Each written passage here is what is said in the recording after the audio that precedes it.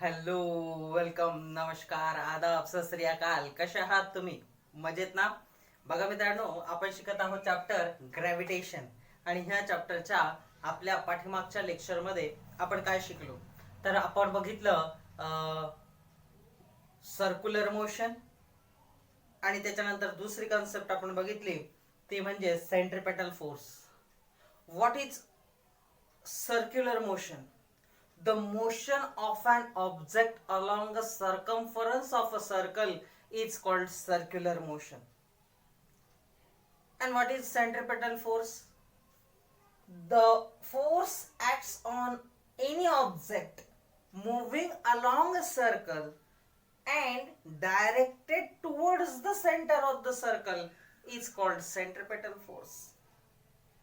Centripetal means center seeking. The object get pulled towards center. That force is called as centripetal force. त्याच्यानंतर आपण वैज्ञानिकाची माहिती मिळवली होती. एक सायंटिस्टची माहिती मागच्या लेक्चरला ती होती सर आयझॅक न्यूटन यांच्याबद्दल.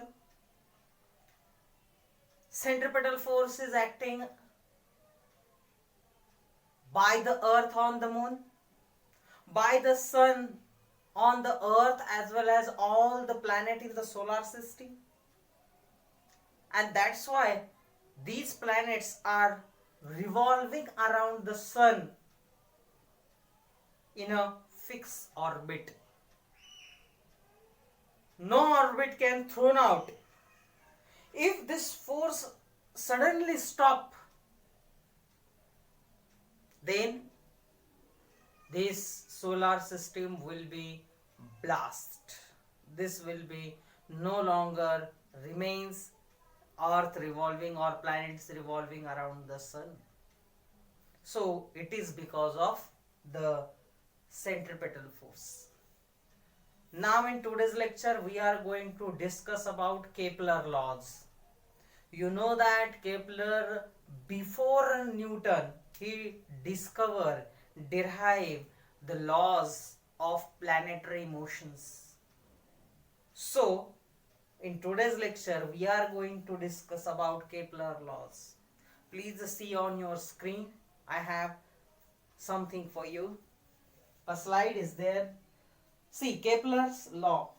Planetary motion had been observed by astronomers since ancient times.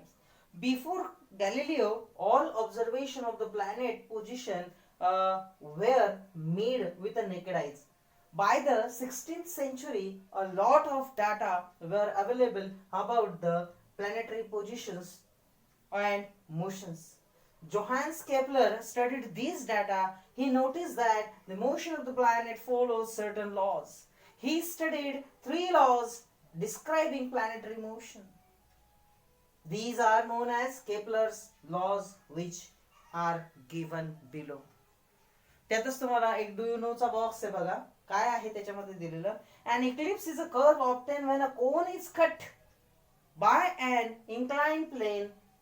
It has 2 focal points.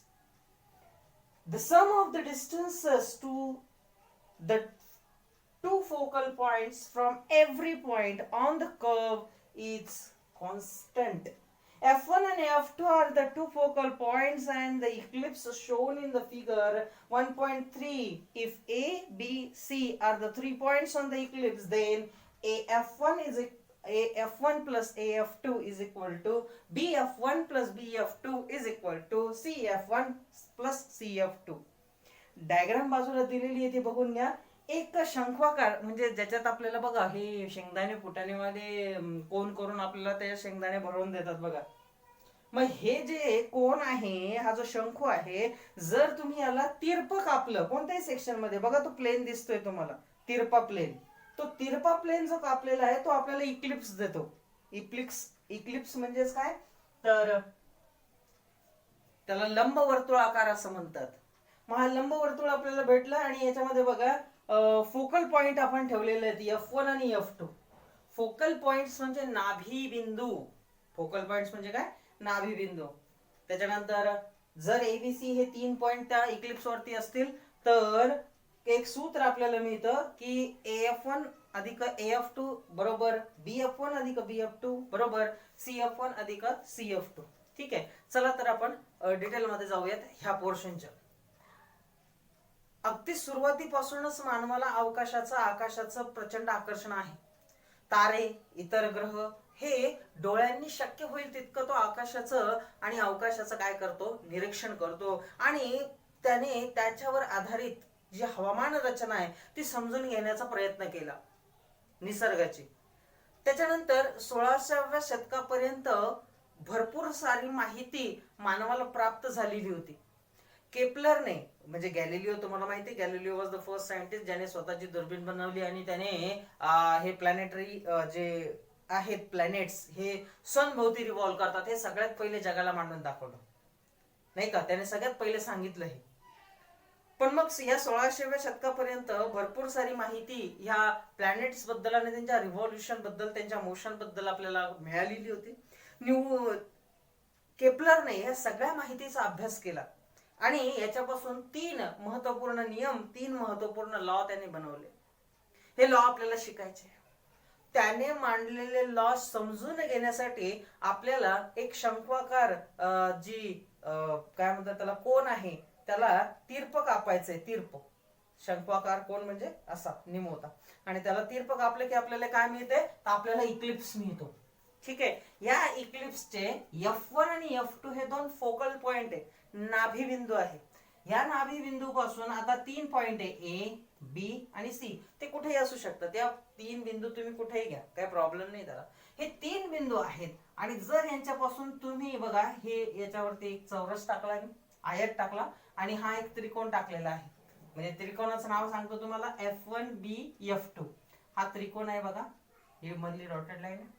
ठीक आहे, तर आपल्याकडं आयत कोणता आहे, AF1CF2. ठीक आहे, आता जर तुम्ही याचा लॉ बघितला केपलर म्हणजे ह्या इक्लिप्सच्या प्रत्येक क्षेत्रफळाचा, प्रत्येक लांबीचा, तर तो बघा AF1 प्लस AF2 म्हणजे AF1 आणि AF2 ही जी लांबी येईल ना ही एक्झॅक्टली बरोबर असेल कोणाच्या, BF1 आणि BF2 च्या, म्हणजे ही आणि ह्या लांबीच्या. त्याच्यानंतर ही लांबी बरोबर येईल CF1 आणि CF2 च्या इतकी. ती तुम्ही मेजर सुद्धा करू शकता. परफेक्ट इक्लिप्स असेल तर तुम्हाला ती गोष्ट मिळून जाते. इक्लिप्स नाही, इलिप्स. सांगायचं हे आहे की ह्या नियमांच्या आधारावरती म्हणजे ह्या सूत्राच्या आधारावरतीच त्यांनी 3 नियम आपल्याला सांगितले जे की आता आपल्याला बघायचे आहे. ठीक आहे, मग जर हे मिळालं, हे जर तुम्हाला समजलं तर केपलरचे 3 नियम समजणं काहीही अवघड नाहीये. ठीक आहे, ही जॉमेट्री भूमितीय संरचना आहे, हे भूमितीचे नियम आहेत. आता हेच नियम तंतोतंत कसे प्लॅनेटरी मोशन्सला लागू पडतात ते आपल्याला शिकायचं आहे. हे समजलं तुम्हाला की हा इलिप्स आहे, हा एक लंबवर्तुळाकार आहे, F1 F2 हे त्याचे फोकल पॉइंट नाभिबिंदू आहेत, तर ABC हे त्याच्यावरती असणारे काही बिंदू आहेत, 3 बिंदू. आणि आपण बघितलं की AF1 AF2 बरोबर BF1 BF2 बरोबर CF1 CF2. आणि ह्याचा डायरेक्टली संबंध कसा आहे तुमच्या केपलर लॉशी. Please see on your screen. बघा तुमच्या स्क्रीनवरती Kepler's first law, the orbit of a planet is an ellipse with the sun at one of the foci.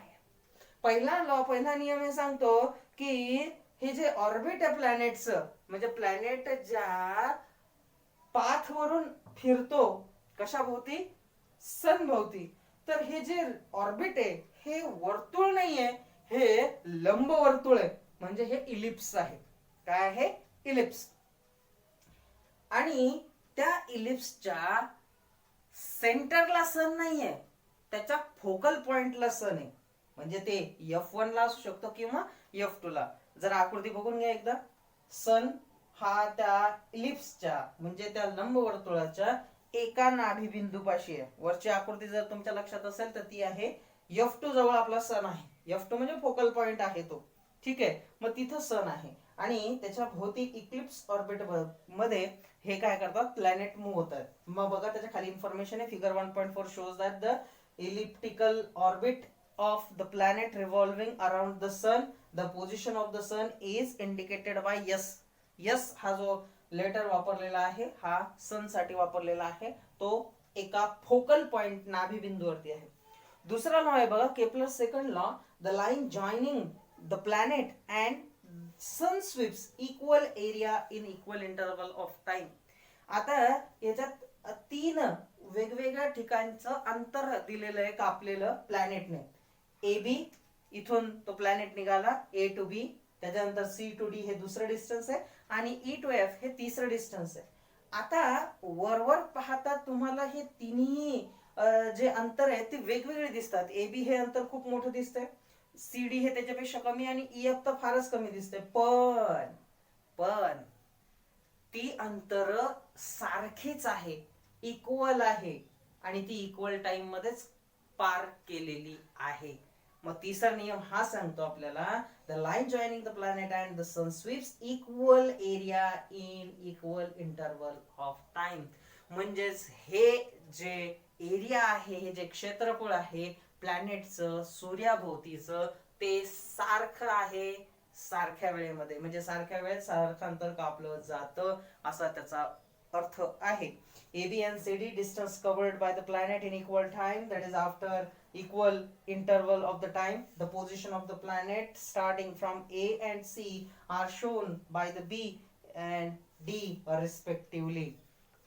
The straight line AS and CS sweeps equal area in equal interval of the time, that is area ASB and CSD are equal. ASD कुठे आहे ते बघा आणि CSD हे सुद्धा equal area आहेत. आणि केपलरचा तिसरा नियम आहे, the square of its period of the revolution around the sun is directly proportional to the cube of the mean distance of the planet from the sun. म्हणजेच काय तर वेळेचा वर्ग, square of period of revolution हा directly proportional आहे. कशाशी तर ते जे त्रिज्येचं अंतर आहे त्याच्या घनाशी. कशाची? घनाशी. थोडक्यात T square is directly proportional to R cube. म्हणूनच बघा T square upon R cube is equal to constant आणि तो कॉन्स्टंट पकडलेला आहे के. ठीक आहे, त्याच्या खालच्या 3 ओळी घेऊन टाकू आणि मग बघूयात काय आहे ते. Kepler obtained these laws simply from the study of the position of planet obtained by the regular observation. He had no explanation as to why planets obey these laws. We will see below how these laws helped Newton in the formation of his theory of gravitation. बघा, पहिली संरचना तुम्हाला समजली, Eclipse आपण कापून घेतला आणि त्याच्यावरून जॉमेट्रीचा नियम आपण शिकलो. AF1 plus AF2 is equal to BF1 plus BF2 is equal to CF1 plus CF2.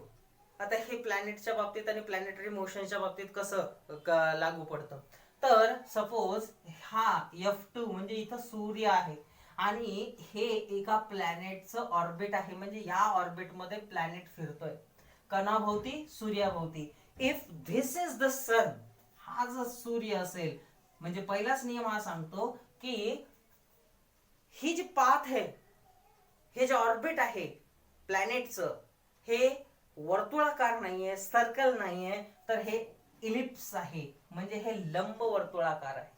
आणि सूर्य हा केंद्रस्थानी नसून, मध्यबिंदूला नसून, तो फोकल पॉइंटला आहे. कोणत्याही एका फोकल पॉइंटला. म्हणजे तो इथेही असू शकतो, तो इथेही असू शकतो. आकृतीमध्ये दिलेला आहे पुस्तकामध्ये, तो इथं दाखवलेला आहे, सन यस ने दाखवलेला आहे. म्हणजे तो एका फोकल पॉइंट वरती आहे. ठीक आहे, त्याच्यानंतर पहिला नियम काय होता, तर पहिला नियम बघा, Kepler's first law, the orbit of a planet is ellipse with the sun at one of the foci. Very simple line, की जे ऑर्बिट आहे प्लॅनेटचं ते इलिप्स आहे आणि सन हा त्याच्या एका फोकल पॉइंट म्हणजे फोकायला आहे, नाभिबिंदूवरती आहे.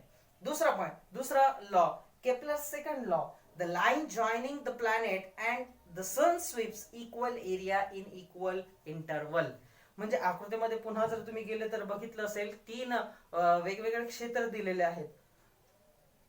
प्रत्येक इक्वल टाइम मध्ये त्या प्लॅनेटने जेवढं डिस्टन्स कव्हर केलेलं आहे त्या इक्लिप्स वरती, त्याचं क्षेत्रफळ हे इक्वल टाइम इंटरवल मध्ये इक्वल आहे. म्हणजे दिसायला जरी कमी जास्त हे अंतर असलं तरीही ते एकच आहे, ते क्षेत्रफळ एकच आहे. म्हणून तो लॉ आहे काय, the line joining the planet and the सन.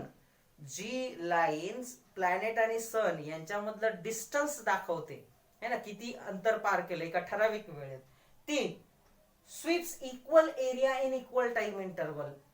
एका ठराविक वेळेमध्ये तितकंच ठराविक अंतर पार करतं, ना जास्त ना कमी. वेळ जर तुम्ही ठराविक पकडली तर तेवढ्याच ठराविक वेळेत तो तेवढ्याच स्पीडने काय होत राहील, फिरत राहणार आहे. आलं लक्षामध्ये? हे होता दुसरा लॉ. आणि तिसरा law, Kepler's third law, the square of its period of revolution around the sun is directly proportional to the cube of the mean distance of the planet from the sun. याचा अर्थ जे revolution आहे प्लॅनेटचं, याचा time आणि distance याचा direct relation दिलेला आहे. T square directly proportional to R cube. R is the mean distance, mean distance from planet and the sun, planet and the sun. मग हे काय आहे रिलेशन, टी स्क्वेअर म्हणजे वेळेचा वर्ग हा डायरेक्टली प्रोपोर्शनल आहे, समानुपाती आहे. कशाला, तर मीन डिस्टन्सच्या म्हणजे आरच्या क्यूबला, घनाला. वेळेचा वर्ग समानुपाती आहे कशाला, तर डिस्टन्सच्या घनाला म्हणजेच अंतराच्या घनाला.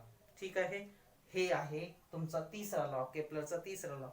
चला पटकन वन बाय वन तिन्ही लॉ आपण करून घेऊ.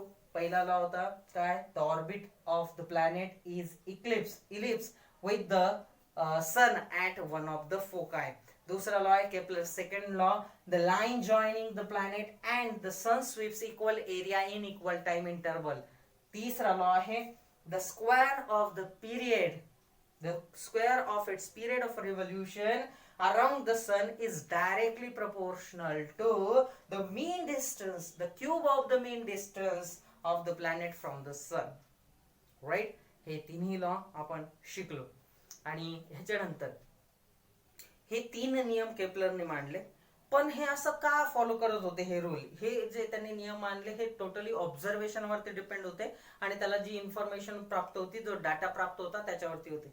पण याच्या पाठीमागे कारण काय हे त्याला माहिती नव्हतं. कोणाला, केपलरला, की प्लॅनेट हे रूल्स का फॉलो करतात, व्हाय.